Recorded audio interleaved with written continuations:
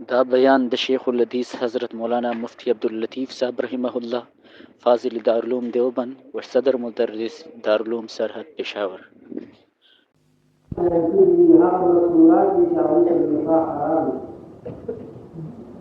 दावी बयान शुरू है, अलबत्ता सब कदरे बयान बाकी पाते हैं और अल्लाह फरमाई व अन तजमअू बैन नुक़तैन इल्ला मा क़द सलफ। मुझे कलिमात मुक़द्दसा और तफसीर में मखे आप गुज़िश्ता जुमा मा दावी कि तो महरमी सराहम में होते थे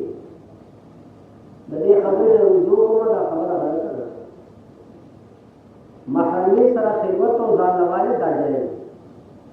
को मेरा खुदा का मुहर्रमात अबदी यो सरे यो कोटा की रखूर तो सरदान ने बातें हैं आज ये शरत आशे हराम नहीं हाँ दादे ना खबर है जो सरे पक्कर जान काबू निश्ता हम मुहर्रमात अबदी देवाई के पक्कर जान में काबू निश्ता के लिए शिद्दत तमाम गलती इसमें बेशक आगे लगा पकार मुहर्रमात अबदी की आगे तरह खैरत की लेकिन आज ये शरत मुहर्रमात अबदी सरा खैरत जानवाले का नाजायज नहीं हराम हाँ जानवाले नाजायज दे क्या करा दखले जानवाले दलेवर सरा दा मसला डालो यो सरे की दवंदार सरा पकोटा की जान नतीजी दाशना है हदीस की राजी जनाब रसूलुल्लाह सल्लल्लाहु अलैहि वसल्लम ने इरशाद फरमाया अलहम्दु अल मौत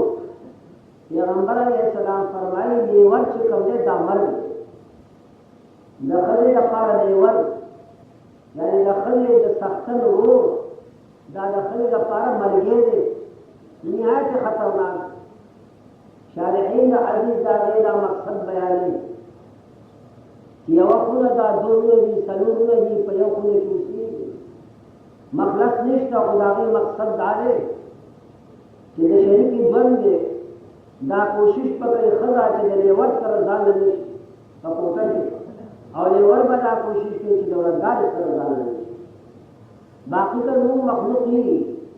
पर गरीबा ने दे खल्लास की बातें नहीं लेकिन जान लवाले दखल लेवर कर या लेवर दौरदार कर दा जो शर्त की जो खबर वाली जान पूरी करे नुमादा अर्ज को हम मुहर्रमात अबदी रब्बुल आलमीन बयान मुताखिर की दायो शेफात यौ रब्बल की दुआ अल्लाह फरमाए व तजमअू बैन नुक़तैन और हराम करीशी की पता से वाले दाग पर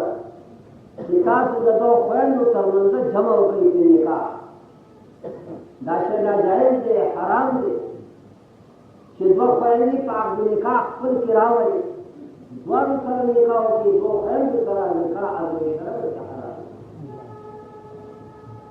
कद्वारा खैरी पाक निकाह की मानना वाली ईजाब व कबूल द्वार कर लो जो मुदसर ये सर निकाह हो वद्वार खैर माता द्वारा पाक निकाह सर कबूल करे और द्वारा खैर को जवाब हुए कि मुझे तकबूल करे दगा निकाह करे जब शहादत मौजूद दे मुदसर दा निकाह हो लगा जब खैर मान दे और सलीफ आप निकाह की विषय कुरान मजीद इरशाद दे व अन तजमअू बैन नुक़तैन और तासु वाले हराम करेशी दा खबर है दो खैर तरमंद तासु जमा को तरीका का हाँ का सूरत दाओ कि और सलीफ दिलवी को सर निकाह अव्वलन और ज्यादा जैन को सर निकाह के सानियन द्वारा कोई अवल दिलवी सर निकाह को ज्यादा जैन सर बितरतीब पयो वक्त ना नो पदी सूरत की शरई फैसला डाल चालू बने निकाह सही है और दादन निकाह जैन पर सूरत डाल नो कुरान मजीद फरमाई किताब दो खैर तरमंद बजबन करे और बरियात पूरे खिलावली रात पदी किदारे चिदा द्वारा खैर दी की खराबत से निज़ेकत से خپل ولي دا چې یو مور او پلار دواړه اولاد نو که چېرې ته دواړه په عقد نکاح کې وارې یا معا یا یکې باندې لرې او دواړه خویندې ژوندۍ وي نو یاد لرئ دا عقد نکاح موجود کېږي په طرف د خطا رحمه یې خپل ولي د دواړو خویندو اصل رحمي او باقي وپاتې ځکه بلې به شي که نه نو دواړه بلې تاسو ته معلومه ده چې د یو بل دشمنان دي نو دوه خویندې چې د یو بل دشمنان شي اسلام دا شی نه غواړي د دې وجې نه قرآن مجید فرمایي چې تاسو دوه خویندې به په عقد نکاح کړئ ځکه دې جمع سره چې د رحمي فوت کېږي او خطر د صلې رحمۍ راځي دا د موسیقي په طرف د عداوت او د بغض د شریعت مقدسات دا شی چې حرام لیکن دا یاد کړئ کوم محرمات چې مخکې بیان شو او محرمات ابدي لکه مور خور ترور د هغې بیان شو یا رضاعي مور یا رضاعي خور ابدالآباد سره ابدالآباد دپاره هغوی سره نکاح حرام دی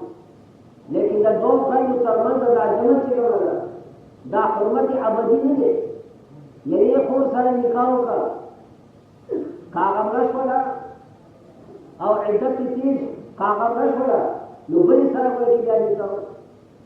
یا یوې خور سره نکاح وکړه هغې ته طلاق ورکړه چې عدت ته طلاق تېر شي نو بیا بلې خور سره وکړه د خبرې باندې پوهېږئ زینبه او هندته به خویندې تا زینبې سره نکاح وکړو او بیا زینبې نه دې طلاق ورکړو او بیا د طلاق عدت چې تېر شي نو طلاق عدت چې کوم دی دا وایي چې زینبه چې تا طلاق ورکړو یا به حامله وي یا بغیر حامله وي تا چې طلاق ورکړو که حامله وه نو عدت یې وده د حمل څو پورې چې بچی دیني را بلې نو دا په عدت کې خپل سفر شو نو دا په دې صورت کې عدت وده د حمل او که غیر حامله وي نو د هغې عدت چې کوم دی بیا به خالي نه وي ایا دا ښځه ذوات الاقران ده که ذوات الاقران نه د دې ښځې حیض راځي که حیض نه راځي که حیض او محوالي راتله نو قرآن مجید فرمایي چې کومه ښځه چې طلاق شي او حیض راځي د هغې عدت ثلاثه قروء درې حیض عدت یې درې حیض چې درې نه سره او که نه سل نښې لري د ذوات الاقران نه وه نو د دې عدت بیا درې میاشتې دی لکه زړه وه یا وره وه د صغیرې هم حیض راځي او د کبیرې هم حیض راځي او تا طلاق ورکړ نو عدت ته طلاق بیا درې میاشتې نو چې درې میاشتې تېرې شي بیا بلې کور سره نکاح لیکن په یو وخت کې دواړه خویندې ته نشي جمع کولی دا عزم شرع حرام دي الله فرمایي وان تجمعوا بین الاختین تاسو باندې حرام کړی شوې دا خبره چې تاسو جمع راولئ په مابین کې وکړئ عزیزانو د زړه په غوږونو باندې واورئ لکه دوه خویندو ترمنځ د جمع من حیث النکاح حرام و ناجایز دارنګې د دوه خویندو ترمنځ د جمع چې هغه وین دي او جمع ته عضوی وطین کوي عضوی هم بستري کې دا به حرام نه تا په منځ کې دوه خویندې راغلې هغه وین دي مسلمانان جهاد وکړو او د کفارو نه ښځې راوستې کومې ښځې چې مسلمانان په جهاد کې راولي هغې ته عربي کې عامه ویلی کېږي موږ ورته وینځه وایو هغه وینځه بیا مملوکه وي هغه خرڅېږي راخرڅېږي هبه کېږي وغیره وغیره نو هغه دوه خویندې چې ستا په منځ کې او په دواړو سره هم بستري کوي نو دا شی ورته حرام دی ستا په منځ کې هېڅ پروا نشته چې د یوې مالک د بله مالک لیکن هم بستري به دواړو سره ونه کوي هم بستري به یوې خور سره کوي خبره هماغه ده که دواړو سره هم بستري کوي نو د دواړو خویندو ترمنځ تباغض او به دشمني به پیدا شي هغه دي خویندې د دې وجې نه د دوه خویندو ترمنځ جمع عضوی وتې د حیثیت ته هم بستری نه ځان به کې ناجایز دی که ستا په منځ کې دوه خویندې وینې دي ته به دواړو سره هم بستري نه کوې دا د ان تجمعوا بین اختین د ځای نه على هذا القياس يقول سورة الفاتحة دوه خویندې دي یو خور ستا مملوکه ده د یوې خور ته مالک یې او او بلې خور سره تا نکاح وتاړه یعنې یوه خور ستا په ملک کې وه بله خور د بل سړي په ملک کې وه هغه بل سړي خپله وینځه تا له په عقد نکاح سره دا خبره یاد کړئ چې خپلې وینځې سره همبستري بغیر د نکاح نه ځای بلکې نکاح د وینځې سره وکېږي کله چې ستا خپله وینځې هغې سره همبستري بغیر د نکاح نه نکاح خپلې وینځې سره کېږي نه د بل چا وینځه ده او تا یې په نکاح درکړه بېشک دا صحیح یو دوه خویندې دي یو ستا مملوکه ده او موضوعه ده ستا همبستري ورسره کړې ده او خیر او د هغې خور بله ستا په عقد نکاح سره واغېسته نو دې مسئلې باندې دا خبر کوي اوس ورته یو وي سره هم همبستري دی خپله وینځه واغې سره همبستري کړې وه او بله خور دې په نکاح سره نکاح صحیح لیکن همبستري به ورته یو سره نه کوي الا مګر دغه وینځه د دې ګویا چې د خپل ملک نه ته اخراج وکړي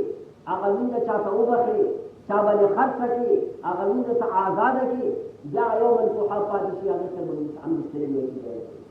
خلاصه کلام دا د عزیزانو چې د دوو خویندو ترمنځ جمع چې کومه ده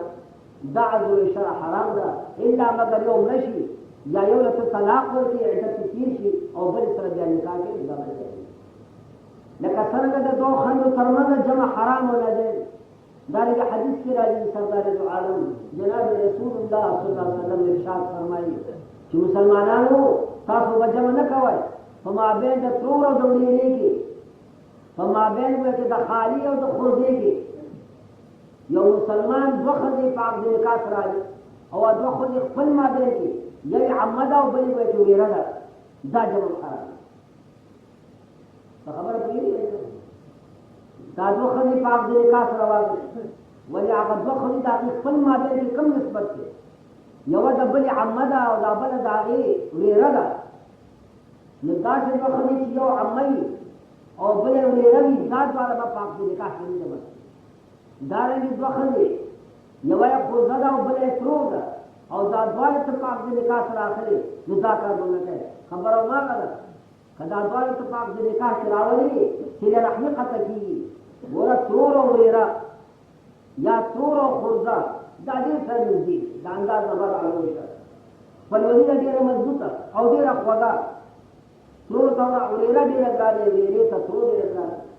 دارنګې خالي ته خوږه ډېره ګرانې خوږې ته او که دواړه ته په عقد نکاح سره واغېستې نو بیا دواړه به بلې شي خپلولي به یې په دشمنۍ سره بدلې شي د دې وجې نه سردار دو عالم جناب رسول الله صلی الله ارشاد فرمایي چې عمه او بنت الاخ وریره دا به نه جمع کوي دارنګې خاله او بنت الاخ خوږه دا دواړه به په عقد نکاح کې یو مړه شي بله خبره که دوه خویندې یو مړه شوه یا یو ته طلاق ورکړه بیا بله هغه جایز لیکن په یو وخت کې چې دواړه ژوندی وي دواړو سره ته نکاح کوي او په یو وخت کې دواړه خپلې منصوحې ګرځوي دا عدل شرع ورته ناجایز دي ځکه دې سره وایي صله رحمي دا هغوی چې کوم دی په دشمنۍ سره او د دې حدیث مبارک حضرات فقهاو یو ضابطه ویستې ده یو قانون هغې مقرر کړی دی هغه قانون د اورېدو دی قانون دا دی چې ګرده دې دنیا کې د دې ضابطې لاندې که داخلېده ووایي چې هغه جمع به ناروا ده کمې دوه ښځې دي چې د هغې ترمنځ جمع ناجایز ده نو حضرات فقها فرمایي داسې دوه ښځې که یو ورته ته مذکر فرض کړي نو بل پرې حرامېږي داسې دوه ښځو ترمنځ جمع ستا دا حرام همدا صورت ولې عمه او وریره ترور او وریره ګوره که عمه ته مذکر فرض کړي د عمه دا ترور چې دا ده مذکر ته فرض کړي نو بله وریره ده که نه نو چې مذکر یې فرض کړي خو ترې شو د تره نکاح د وریرې سره کېږي نه کېږي یا دا وریره ګویا چې ته مذکر فرض کړه نو هغه عمه ده د وراره نکاح د عمې سره کېږي نه کېږي نو داسې دوه ښځې که هر واحد د مذکر فرض کړي او بل سره بیا نکاح جایز نه دی د داسې دوه ښځو ترمنځ ستا جمع دا ولې بېشرطي چې طرفینو نه دا کیسوي او که یو طرف حرمت راته او بل طرف حرمت نه راته هغې ترمنځ به بیا جمع جایز مثلا تاسو تعال وکړو میرا او بنځی میرا او بنځی یو ښځه ده او بله ښځه ده چې د هغه ښځې د سختن نوم ده د بلې ښځې نو ما عرض کو چې میرا او بنځه دا دواړه کته په عقد نکاح سره راځي دا جایز دوه خزې په نکاح سره راځي وارث یو زینب او بل هند ده زینب د هندي میرا ده او هند چې کومه ده د زینبي بنځه ده د سختن ده او دا دواړه په عقد نکاح سره یو دی وارث دا بلځي ولته تاسو چې کوو کړئ کچری وای چې دا بنځه ته مذکر فرض کی دا بنځه کته مذکر فرض کی نو خپل د پلار سره وکړ نکاح ناروا دی یو تر ته حرمت شته اوس ما مخکې عرض کړی ولا تنكحوا ما نكح آباؤكم د پلار سره نو دا بنځه کته بنځه کی نو خو د پلار سره د بنځه د پلار سره روا نه لیکن کدا د پلار سره دا میرا دا ته مذکر کی نو خو پردای شو کنه دغه پردای شو یا د دې نکاح سره روا دی نو جمع بها واقع حرام شي دا څه وخت دی چې د هر طرف نه وایي یو بل ته حرامي دي نو څو خدا څه نو خو ترمنځ جمع چې کومه ده حرام ده او په یو طرف حرمت راځو بل تر نه راځي دا به وایي نه دي لکه میرا والا او بنده والا څنګه دي کې الزام عدل اعتدال چې پاک را فرمایي وعن تجمعوا بين الاختين حرام کړی شي پتا سو باندې تاسو جمع په مابین دو ویندو کې دو خويندو ترمنځ د جمع تاسو نکاح نه راولې دا اجر شرع او حرام لیکن حرمت ابدی نه ده که طلاق په راغی موت په راغی بل خو سره بغیر نکاح جایز خلان کوي او دینه وایي چې کبه داس تاسو نور وړاندې ده نو په دې نتیجه باندې کې ورسېږي چې د خځې وایي چې حجاب دی د اوخنه او د اوخي حجاب دی د خینه مخلوق د خدای چې کوم هیڅ قسم له احتیاط نه یو خدای د خپل اوخي نه پرده نه کوي د خور سختن یو خدای د خپل اوخي نه اوخه د دې خدای د خور سختن هغه نه پرده نه کوي دې په حاشا مله سبا ورته غاړو نو او ګوره دومره نه کوي چې دا ستا خدای ستا د خور سختن کدا ستا خور نشوه او تا د خپل سختن طلاق درکړ نو دا به او خدای ته راواتي کې نه راواتي کې کنه نو دا حرام یا بدی نه دی نو څه وایي دا یو سره د خپل خینه حجاب د ځامي مصیبت و دا خو ما د خپل خور ده ورته غاړو دي اځوي شرع او حرام مسلمانانو دا څه مشکلات چې په دې کومو کې او ګندونه دي په دې کومو کې کتا تو خط تحقیق کو جوړ توبې مو باسه دا غي راځو کوي چې احکام د شرع باندې مکمل توسل روان دي کینه دا سره د خینه حجاب نه کوي کینه دا او کینه وایي چې حجاب نه کوي خبر نه چې دې سره یو وخت راځي زمان نکاح سره راځي چې تا سره نکاح راځي دا نه پرته نه کوي خینه طلاق ورته خینه ته سلیم شي او په یو نه طلاق په خینه باندې زور کوي په قوم زور کوي دا نو تاسو دې الله دې په حال باندې رحم نو خبر باندې پوښتنه تاسو قرآن مجید فرمایي چې دوه خويندو ترجمه با جمع نه کوي الا ما قد سلف قرآن مجید فرمایي اے مسلمانانو مخاطبین اے عربو کما معاملې چې مخکې تیر شوی دا تیر په هیر باقی روزګار اگر بلالي تاسو وکړه ځکه ان الله کان رسول الرحیم معلومیږي چې په عربو کې الا ما قد سلف په دغه کې قرآن ته مستعمل یو د پلار خپل نکاح حرام دی الله فرمایي الا ما قد سلف قرآن یې کما چې څه شي کې دا هغه عام ګناه باندې تاسو دی معلومیږي د پلار خپل نکاح کوو او دالي د دوه خويندې داوم دي عربو کوي دلته قرآن یې الا ما قد سلف دینه بعد نه او څه شي دي رب العالمین تاسو ماتي باقي خور مور ترو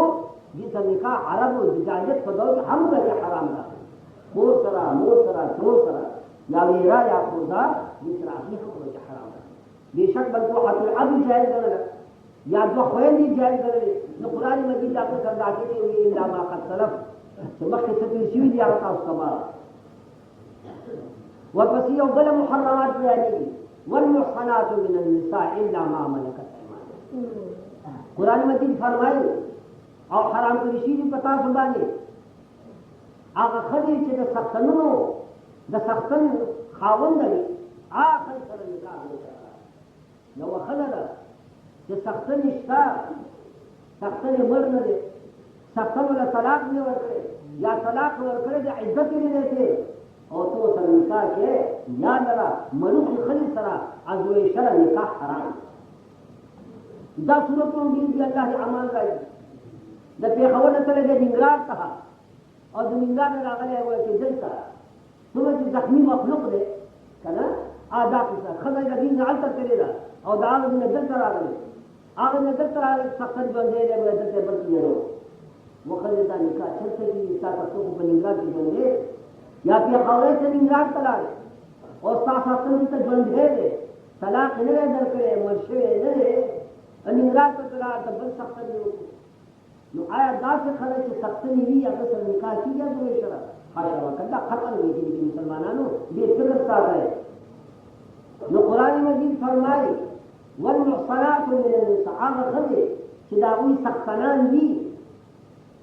مړه نه دي نه طلاق ورکړی یا طلاق ورکړی عدت یې نه دی یاد نه لري یو ښځې له خپل سختن طلاق ورکړو څوک وایي چې زمانه د عدت ته زمانه د عدت کې د بل په نکاح وکړو نه کېږي قطعا عدت چې کوم دی دا حق د زوج اول چا چې طلاق ورکړي دا ده عدت کله کله کوي قربان د موت عدت وده د حمل یا څلور میاشتې لفظي او د طلاق عدت یا درې میاشتې یا درې حیض نو په زمانه د عدت کې به هر چا سره نکاح نه کوي عدت ختم شي هغه نه بعد دا تا نکاح مو سبب شي نو قرآن مجید فرمایي والمحصنات من النساء هغه ښځې چې د هغوی سختنان شته هغوی سره نکاح تاسو حرام پردو خلکو سره به نکاح نه کوئ دې به ځان ساتئ ګورې هر ځای شی ناپنسان نه دی الله به درنه پوښتنه کوي چې د دې نکاح دې کېږي نه او کله کله وایي ملا صاحب تا ولې وایي نکاح تاړه اوس تاسو فکر وکړئ چې د کور خاوندان ملا صاحب نکاح ته بولي نو ملا څه خبر دی چې دا ښځه د کوم ځای راغلې هندوستان راغلی دا که د ننګرهار راغلی که د تاسو راغلی تاسو ملامت نه یې چې د شته مېړه ښځه راوستې ده او ملا ته یې نکاح وتړه او ملا بیا به دې ملامت نه او مقام تعدد ده چې حکام چې کوم دي هغه ملا راګرې وایي تا ولې نکاح تړه وحاکم خدای د انصاف درکړي ملا څه خبر دی خو راغی وایي دا ښځه ده ګورې او پاکه ده ملا ته نکاح وتړه نو که نکاح نه تړي ګورې چې او صحیح نکاح یو عام ډول دی که او که تړي وایي قربان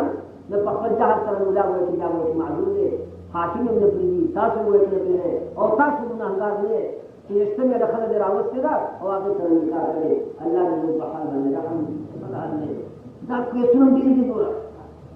مصیبت یو بل هم دی داسې دم طلاقان هم شته چې د هغه ښځه کړې ده هغه هلته بل به یې سختن کړی دی ده وله طلاق هم یې ورکړی او ورته راشي چې کاکا ښځه خو ما سره او طلاق ولا ورکړه دا 1000 روپۍ ولا 15 دا د طلاق نه ورکړي موږ طلاق نه ورکړو و ظالم دې څه جوړه کې نو طلاق خبر بیا نه لري او هغه چې طلاق نه ورکړي نو مرګ پوری په ګناه گرفتار و دا روپۍ والا طلاق ورکړه چې د تیر شي چې دا سره بیا نکاح وکړي دوباره او دا نکاح وکړي شیخان میخان دا څنګه څنګه ما ته پته شته په دې ځای کې اوس هم ورته وایم د خدای بندګانو که ښځې پرې طلاق ورکړي که نه د بل چا د پاره د ګناه سبب به جوړېږي نو ولې طلاق ورکړو زمان چې خلک ما سره بد کړي نو کله ویلې چې ښې کړي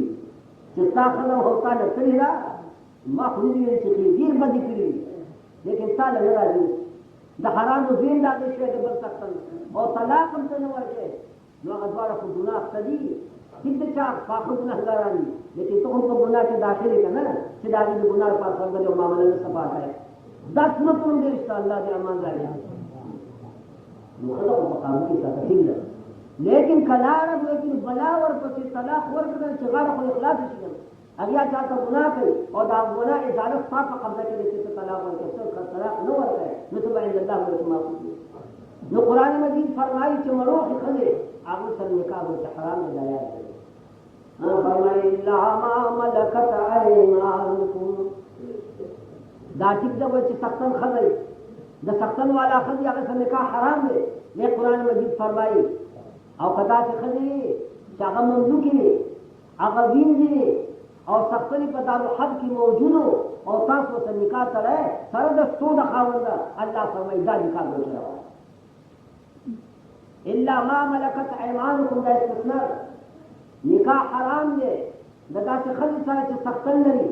لیکن دا څه ښه دی سختن نه دي لیکن په جنګ کې مسلمانانو د کفارو د وطن نه دار اسلام ته راوستي او سختنان په خپل وطن کې هلته شته او دلته به کې مسلمانانو سره همبستري کوي مسلمانان یې وتې کوي نو دې مسلمانانو ته د داسې قسم خلکو چې سختنان موجود نو د همبستري دې لپاره چې دا روا ده دا دین دي په مجرد ګویا کې نیولو سره او د دار حرب دار اسلام ته راوستو سره رب العالمین دې مسلمانانو ته دا دین چې حلال کړي اگر چې د دې د خپل سختنان په دغه وخت کې که خبر باندې کوي دا جزا د کفر وسه به وایي چې د دې دین خو سختنان تشته دار حرب کې سختنان ته موجود دي چې د دین په اړه دې سره معاملې څنګه روا ده دین د نکاح کیږي بغیر د نکاح نه چې چا په ملک کې راغله معاملې ورسره روا ده نو سختن خو موجود دی سختن موجود دی لیکن دا جزا د کفر ده چې کافرانو مسلمانانو سره جهاد وکړو او رای وستوله دار اسلام ته نو د هغه عزت او د هغه ګویا که حرمت قرآن ګویا چې رفع کړه دغه کافر ستا هېڅ عزت باقي ګویا پاتې شوی چې ستا خدا کافرانو مسلمانانو راوسته دا اوس وینه ده مسلمانانو ته د دې وینې سره همبستري جایز ده اگر چې د دې سختن په دغه وخت کې وي لیکن مزید یو خبره ووایه کله ښځې چې وینې راشي مسلمانان راولي دار اسلام ته او بیا په مسلمانانو بیا تقسیم شي دا ستا حکومت تقسیم شي غازیانو باندې دا د دې مملوک شي د دې مسلمانانو همبستري د دین سره جایز ده لیکن یو شرط پکې دی هغه شرط دا چې استبرا د رحم واجب دی کوم وینې چې دا د حد نه راغی دار اسلام ته اگر چې سختري موجود وي ستا همبستري روا ده چې ستا په دل کې راشي لیکن د همبسترۍ نه قبل استبرا د رحم دا واجب دی استبرا د رحم څه معنا ده دا داسې کلمات دي چې تاسو کله به نه اورېدلي او زه هم دا یم چې نه وي ما ولې اورېدلي یقیني طور سره استبرا د رحم دا معنا چې پاکوالی د رحم د همبسترۍ نه مخکې دا معلومات ضرور دي چې د دې رحم پاک دی او که پاک نه دی رحم ته خو څه بچی به نه نښتی که بچی نښتی بیا همبستري به استبرا د رحم به څنګه کېږي که حامله وه هغه وینځه نو هغې سره همبستري به ناروا وي تر څو پورې چې وضع د حمل نه شي که حامله وه په خېټه کې بچی و او ستا وینځه شوه نو همبستري خو روا ده خو دومره صبر وکړه چې دا حمل پردی دی دا د کافر نطفه ده مسلمان نه دا روا نه وي چې په خپلو اوبو سره د بل چا فصل سیراب وکړي حدیث کې راځي جناب رسول الله فرمایي چې پردی فصل په خپلو اوبو سره مه سیرابه کړه هلته چې حامله ده انتظار وکړه چې وضع د حمل وشي هغې نه بعد به بیا ستا همبستري به نه سره او که حامله نه وه ګېډه کې بچی نشته دغه بیا هم استبرا د رحم واجبه ده استبرا رحم څه معنی کم از کم یو حیض به تېری چې یو ځلې سر خلن شي او پاکه شوه بیا به همبستري انتظار به کوې دې ته چې کم از کم یو یاد لرې د کومه ښځې چې حیض راشي نو د دې معنا دا ده چې رحم بالکل پاک دی که رحم ته نطفې قرار نیولی دا ښځې د حیض نه ده د حاملې حیض نه ده نو استبرا د رحم څه معنا ده استبرا د رحم دا معنا ده چې انتظار به کوې چې کم از کم یو حیض د هغې راشي یو ځلې سر خلن شي ماهواري یو ځل راشي او ختمه شي بیا به تا لپاره همبستري ورته راشي دا ولې یې دا کار وشي دا قید پکې کېښوده دین دا قید کېښوده چې ټیکه سختري موجود دی همبستري روا ده خو کم از کم دومره ورته وګوره چې یو ځل د هغې سر خلن شي او پاک شي نو په دې باندې یو خوږه قصه ووایه او بیا په فرق باندې هم تاسو پوه شئ هارون رشید بني عباسیو کې یو ښایسته بادشاه تېر شوی دی وایي چې یو کال به هغه حج کړ او یو کال په جهاد کې به مصروف او مشغول هارون رشید بني عباسیو کې بادشاه اتفاق دا شو چې په یو جلۍ باندې د نظر پرېوته چې ډېره حسینه جمیله وه یو ښایسته جلۍ وه تحقیق چې وشو نو هغه وویل چې فرق د زیاده د عمر جوړه وه دا جلۍ چې کومه ده د پلاني سړي جوړه هارون رشید ورپسې راغی ولې دې سړي هارون رشید پېژندل دا بادشاه ده هارون رشید ورته وایي چې صاحبه دا ستا وینځه ده او په ما باندې خرڅه ده وینځه خرڅېږي الزام دی خرڅېږي هبه کېږي بادشاه هغه مالک ته وایي چې دا وینځه په ما باندې خرڅه کړه وایي زه نه خرڅوم وایي نه خرڅه که راباندې خرڅې به وایي نه خرڅوم بیا وایي خرڅه که وایي نه خرڅوم هغه قسم وخوړلو وایي ملکه ما در باندې خرڅه که نو خلک دې په ما باندې په 3 طلاق وکړه د خپل کار کوه دا خو تا دې نه خرڅوم ته دا خرڅوم په ما دې ښځه په 3 طلاق باندې طلاق دی باچاو دې چې نه خرڅې نو ما ته یې هبه کړه راوي وه یا لکه ته خو دې ونه په پیسو یې نه درکوم ویل یا څنګه درکوم وایي هبه کړه وایي ملکه ما درته هبه کړه نو خلک دې په ما په 3 طلاق وکړه نو که خرڅوي هم ښځه په 3 طلاقو طلاقېږي او که هبه کوي هم ښځه په 3 طلاقو طلاقېږي او پاک رب دې کور دې چا نه ورانوي او یو خو قصابانو دلالان دي ګویا د منډه یو ځل بیان کړو د طلاق متعلق والد محترم نور الله تعالی سے پاس وځي کتاب د ناسو د دلالان او قصابانو سره پاس نه نو دلالان وایي چې والد محترم ته دا مسله داسې ده چې دا مولانا ستړي وي نو زموږ خدای په خوا طلاق دي په خوا بار خبر باندې طلاق بار خبر باندې طلاق او وی درو مله طلاقي به ما کما کوي چې پدی ورکړي ساره درکوم او یقینا بیا خبره د پیښې مثال نو اصلي کبا در باندې خرڅ کام په دې طلاق دې خبره طلاق او کما هیڅ کام خبره راوړي په دې طلاق طلاق هغه یا بات پتاو لګی لاسونه چې هو دا خو بادشاہ دې بني عباسیو او دې بادشاہ دې دانه خشب دیو کا بادشاہ سره څوک ویل چې سره مملکت سره وګوري دانه دار ته نشي سره مملکت سره پټو سره دې پاتې دی ورته چې بیا دې معافي ما ته پیډه درې نه د وینې د کومه چې تیر ناشته ما خو د خدای لپاره داسې صورت وکړه چې خدای په ما طلاق نشي بچی مې دی وارو زاګ مې دی وینې ښه خو چې زما خدای طلاق نشي کړي دا مصیبت ده زه څه خبره ورته باچا قاضي ابو یوسف رحمت الله علیه دا امام ابو حنیفه رحمت الله علیه شاګرد دی او دې امام دی قاضي ابو یوسف رحمت الله علیه قاضي قضات راغلی او دې امام او دې بزرګ دی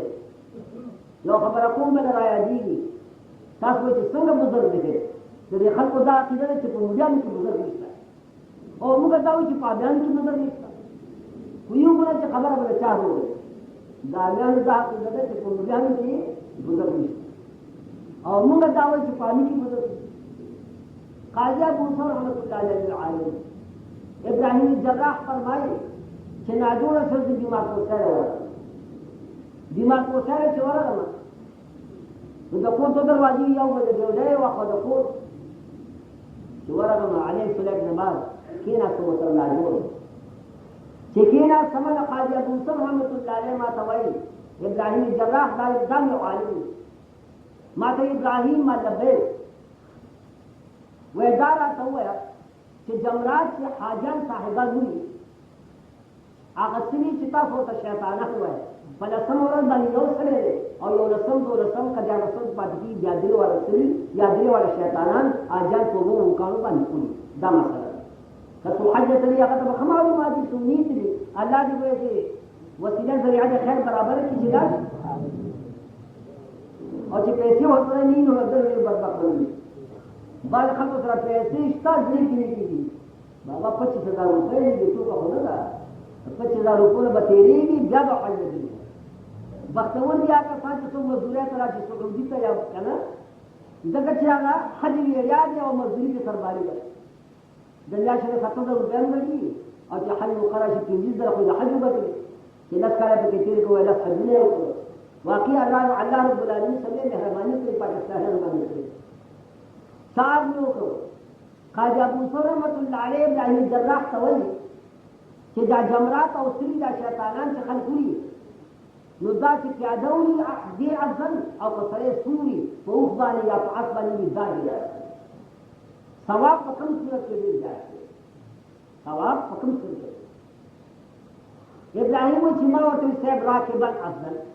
چې سوري او سري وړي بس سوري په منډه به را خلاصېږي ځکه ډېر رش یې هلته که نه الله بوده گویا کہ کیا منظور وہ ہے ضرورت تماشا بھی آخری تک نزدې نه ورځي نو وشته نشي او په نزدې ورځي ضرورت ورته بل یو سره پتا مګر کان په کفاره وي او د حق باندې چلو کوم ته نزدې ورځم ورسره بل سره نیولي کلری بریکان نه ورسی نو ډېر ځکه خطر وي په جمراتو کې په سلو په ویشتو کې چې کومه خطر ده نو د حج په نور احکام کې دومره خطر ده. نو ما ورته وایي چې راکبه نیولي صاحب دا ډېر ثواب دی. وایي قاضي ابوسر رحمت الله علیه راته وفرمیل چې اخطار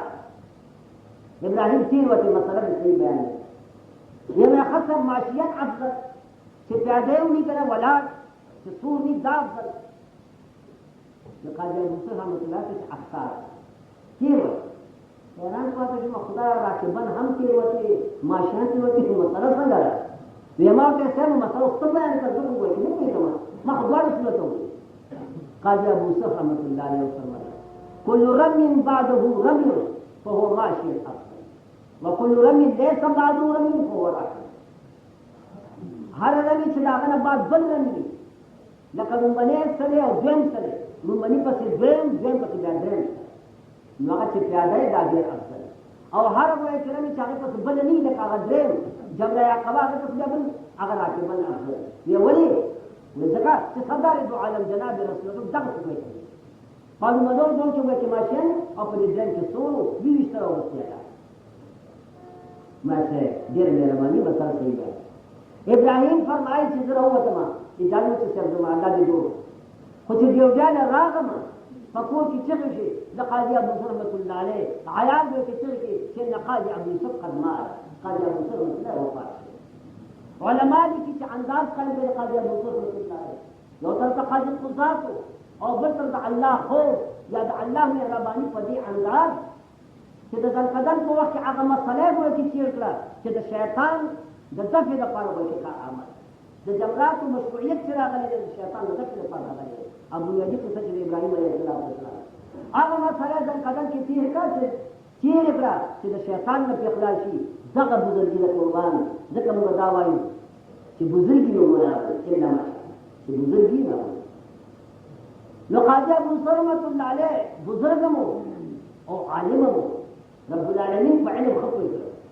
هارون رشید ورته وی چې قصه دا څه چې دا ویني سزا خلم او دې بیچاره دا ویلي دي کبي خاص کا کام خلم دې طلاق کوي او کبي هبه کا کام خلم دې طلاق کوي. قاضي چې د یو حل او باسه چې د خلم طلاق نشي او ویني چې کوم څه زما کوي. قاضي ابو رحمت الله علیه چې دا ټول تقریر وره دا سړي نو قاضي ابو رحمت الله علیه ته وی چې نیمه وینده په دې باچا باندې خاطر نیمه یاد لرئ وینده نیمه خرڅيږي څلورمه اصل خرڅيږي دمه دسمه مال دې کنه دمه دسمه خرڅومه شلمه مال دې کته ما قاضي ابو رحمت چې نیمه په خرڅه ده لکه نو دغه ټول به چې سوال باچا ده نیمه په خرڅه له بابا کینما ورته هبه او بکو قاضي فتوا وکړه چې باچا قبل عالم وینده تاسو ته هغلا او د باندې خبره طلاق نه دغه طلاق په هغه صورت کې چې خاصه شوی ټوله یا هبه شوی ټوله نه ټوله خاصه شو نه ټوله هبه شو نو طلاق مثال نه کېدای. باچا دې خوشاله شو باچا دې هغه دې خوشاله شو د سړي کورم محفوظ پاتې شو ویندم باچا راغله خدای طلاق نه کو دې ته په علم چې الله چې خو علم تعالی ورته هغه دی خو باچا ته مسله معلومه قاضي ته شکر الحمدلله مسله حل شوه لیکن دا د وینده دا زما ملک اوس راغله اوس مسله ما تاسو په مخکې عرض کړه چې وینده ستا په ملک راشي هغې سره همدستري ناجایزه ده تر څو پورې چې استبرا د رحم نیشي او یو حیض نیشي او حیض کله کله ډېر ورځې غواړي اوس یې طهر دی دا ټول به خلاصېږي بیا بیا حیض راځي خو دا جان چې حیض 5 ورځې دی که 8 ورځې دی که پوره 10 ورځې دی دا قاضي زما نه وه. هارون رشید چې قاضي صاحب ته خو دومره صبر نه شو کولی چې دا 10 ورځې فتره ټوله به تېروي او بیا 10 ورځې حیض د شپږو د بعد قاضي صاحب که داسې څه مسله وي چې دا وینځه به یې ما ته به فور به چې روان شي. قاضي صاحب رحمت الله علیه وفرمایل چې باچا قبل عالم عاتقها ثم تزوجها دا وینځه ته آزاده کړه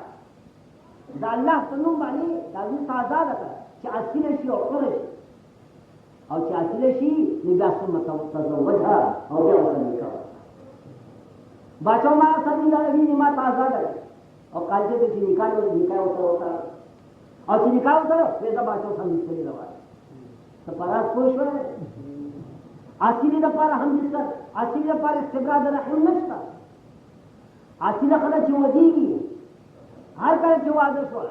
استبراد رحل مشتا خلت راولي كوتا هم تستلف وما غصات كده عسيلة ده او قومين ده جواد سبب يا استبراد رحل مشتا دا ولي وذكا دا عسيلة بحق دا احتمال مشتا چې دې به ګویا چې ورانې کړې دې به خپل عفت خراب کړې دې به خپل پاک دامني اصیله ګویا چې ناروا والی او تاسو سره کې تعلق سردار دو عالم جناب رسول الله صلی الله علیه وسلم د صفات په غونډه باندې چې دا هغه بصورتونه بیعت اخیسته او هنده پکې هم موجوده و ډېرې خبرې پیغمبر علیه السلام دې بیعت اخیسته په جبه نو حضرت چې ولا تزنو عهد او پیمان داو کړ چې ګوره زنا به نه کوئ زنا ډېر بدکار د دې په جواب کې هندي وی یا رسول الله او تزن القرة یا رسول الله پیغمبر ته څه خبره کوي عسکرین ته زنا کوي او تزن استفهام انکاری شاید نو سمجھ ته راځي چې خدای به عسکرین کې امر زنا کوي قربان بشارین چې د عسکرین څومره مراعات قائم کړی دی او د عسکرین وایي چې الله دې مهرباني وکړي نه وایي چې شیبات اخلاص او وزیر باب نه اخون بابا او نه رحمان بابا الله دې دې په حال رحم وکړي او خدای پاک نبی دا سرپرستان وایي چې دوی وایي صاحب بزرګ مولا خبره بزرګ مولا د باج خبرې دا عنديات دي مثلا نه خبره څه تکا یا لکه تاسو چې دا څه راغله حواله او کوته وره کارې وره او پټوي دا دغه مسله مثلا نه ده او د پوښت د پاره یو خبره مثلا نه خلکو ته ویل چې دا څه راغله چې قصاب وره کوته وره پټوي کا کارو ولې څه پټوي څو په کاغذ کې څو په مال څو ساده یا لکه دا دوه نه وخت چې اصحاب بابا ته روان دي دا پټوي کنه پټوي مقام تعجب د څه راغله پټوي دوه نه وخت نه پټوي بابا عسیله وزنا نو شریعت خو به کتابو قدر کوي خلقوي په اسلام کې د خلکو قدر نشته دا ډیره غلطه خبره یاد لرئ په اسلام کې د خلکو څومره قدر دی د یوې ښځې په عقد نکاح کې د جهان ټول دولت راځي په معنا